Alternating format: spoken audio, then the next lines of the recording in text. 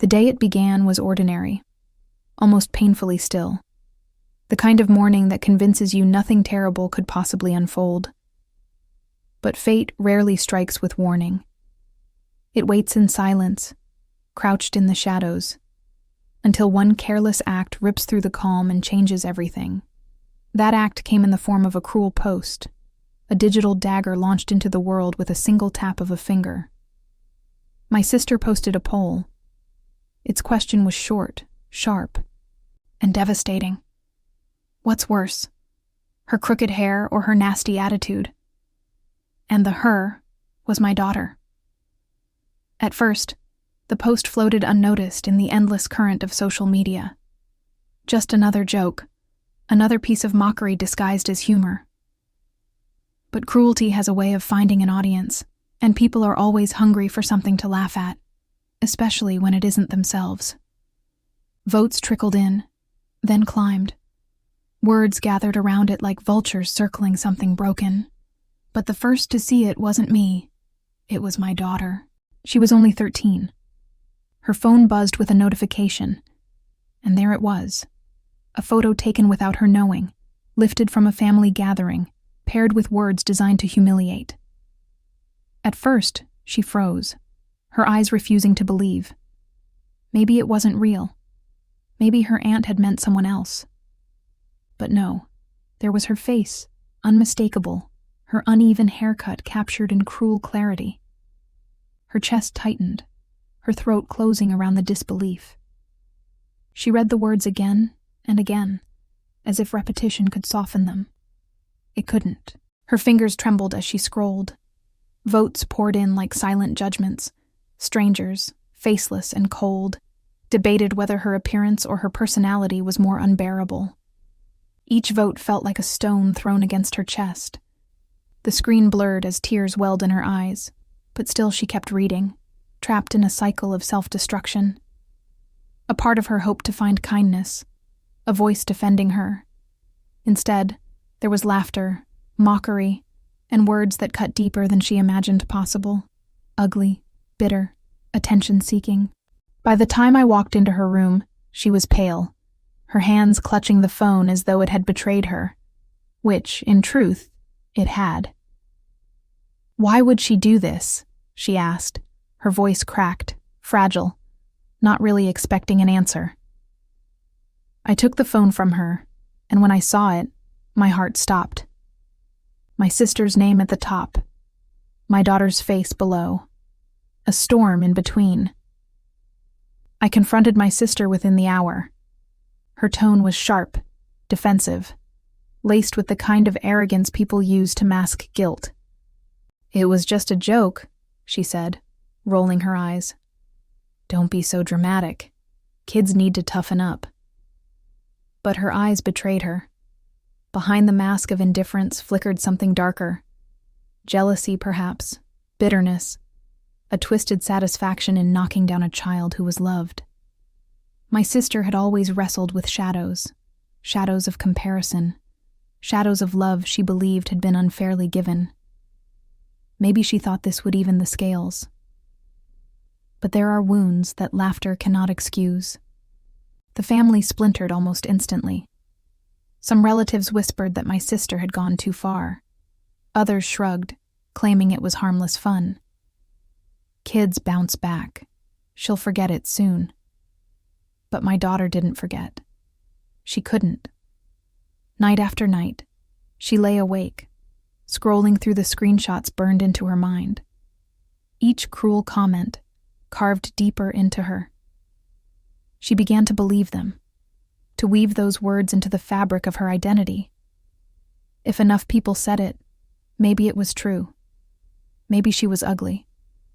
Maybe she was nasty. Maybe she was a disappointment.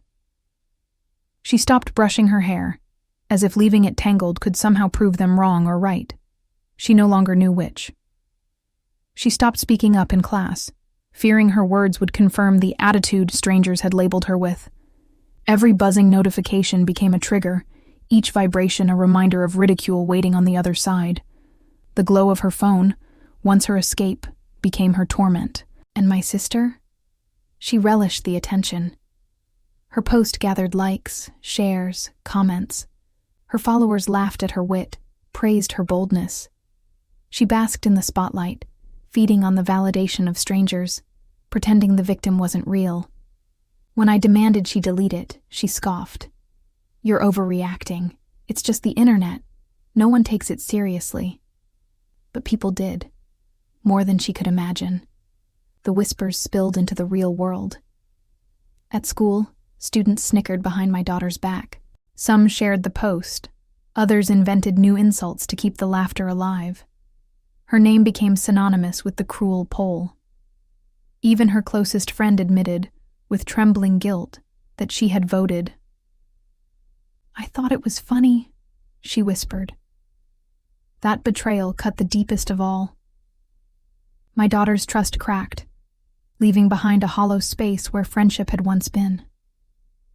One afternoon, I found her sitting in her room, the curtains drawn. It began on a day that looked like any other. The kind of day that hides its cruelty behind the quiet rhythm of ordinary life. The house was calm, the air filled with the soft sounds of routine. Footsteps on wooden floors, the hum of distant traffic, the fragile laughter of a girl still learning to trust the world. My daughter was 13, caught between childhood and the storm of adolescence. Stubborn, yet tender, her heart beating with a mix of innocence and defiance. She carried herself with pride, though her reflection often betrayed insecurities she never voiced. In our family, bonds had always been brittle, tied with threads that looked strong, but frayed beneath the surface. My sister, sharp-eyed and restless, had a way of turning affection into competition. Smiles hid barbed words. Compliments carried the taste of envy.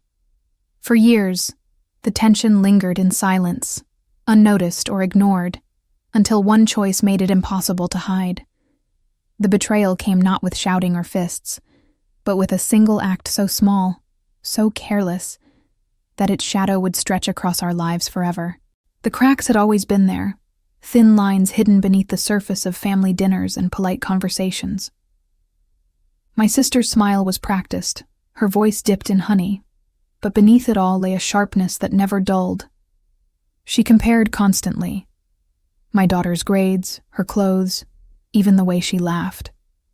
It was never spoken outright, but the bitterness was there, gnawing at her like a secret hunger she could not satisfy. She had wanted more from life, more recognition, more control. While I built a home and raised a child, she measured herself against me and found only shadows. At first, it was small, snide comments masked as jokes, whispers about my daughter's attitude, raised eyebrows when she spoke her mind. My daughter thought her aunt loved her. She believed the teasing was harmless, but I could see the glances, the way my sister's eyes narrowed when my daughter entered a room, as though the girl's very existence stole something from her. Arguments grew sharper. At family gatherings, my sister's words cut deeper, her laughter too loud when aimed at my daughter's flaws. When I confronted her, she dismissed it with a wave of her hand. "You're too sensitive," she said. But I could feel something tightening, a storm building in silence. The irony was cruel. My daughter still trusted her, still leaned close to share secrets, still believed the bond of blood was stronger than envy. She didn't see the trap forming, but I did. And yet, I underestimated how far envy could reach. I thought words would remain words. I thought family had limits. But betrayal rarely arrives with warning. It builds quietly, step by step, until the breaking point can no longer be stopped. The night my sister pressed post, the tension that had lived in silence finally tore itself open, and what was once hidden became impossible to ignore. The betrayal struck like lightning, sudden, blinding, impossible to stop. My daughter's face lit by the cold glow of her phone, her eyes wide, her lips trembling. She stared, frozen, as if the screen had turned into a mirror, reflecting her worst fears. Her aunt's pole sat at the top, mocking her with cruel simplicity. What's worse, her crooked hair or her nasty attitude? And below it, Her own photo, stolen without permission, exposed to strangers like prey thrown to wolves. Her breath quickened, shallow, uneven. She wanted to look away, but her gaze kept crawling back to the numbers climbing higher, the comments dripping venom, laughter woven into every word. Ugly, rude, worthless. The world was voting on her existence, and she was losing. When she turned to me, tears spilling, her voice cracked open. Why would she do this? The question pierced me deeper than any blade. I confronted my sister, but she only shrugged, her smirk sharp, her voice flat. It's just a joke. Don't overreact. Her words were fire poured onto an open wound. The room fell silent. My daughter's sobs echoed down the hallway. My sister's eyes gleamed with something I couldn't name. Defiance, maybe, or triumph. And in that silence, something broke. Trust, innocence, family. What began as envy had exploded into a cruelty that could never be undone. The betrayal was complete. After the storm of betrayal, silence filled the house, thick, suffocating, unbearable. My daughter no longer laughed. She no longer reached for her phone with eagerness. Instead, she carried it like a weight, her fingers trembling each time it buzzed. Sleepless nights carved hollows beneath her eyes, her once bright spirit dimmed to a fragile shadow. She avoided mirrors, as if her reflection belonged to the cruel words strangers had chosen for her. Family gatherings collapsed into cold distance. My sister avoided me, her excuses thin, her guilt hidden beneath shallow pride. Relatives whispered, choosing sides, but no voice could heal what had been broken. Trust had shattered, and once shattered, it cannot return to its shape. I often found my daughter awake in the dark, staring at nothing, her mind replaying the poll again and again. Each vote, each comment, became a ghost that followed her. My words of comfort, though true, felt powerless against the echo of betrayal. And my sister, she began to regret, but too late. Regret is useless when the damage is done. The wound remained, heavy and permanent, etched into the fragile bond of blood that could never be whole again. In the end, what remained was not the pull itself, but the silence it left behind.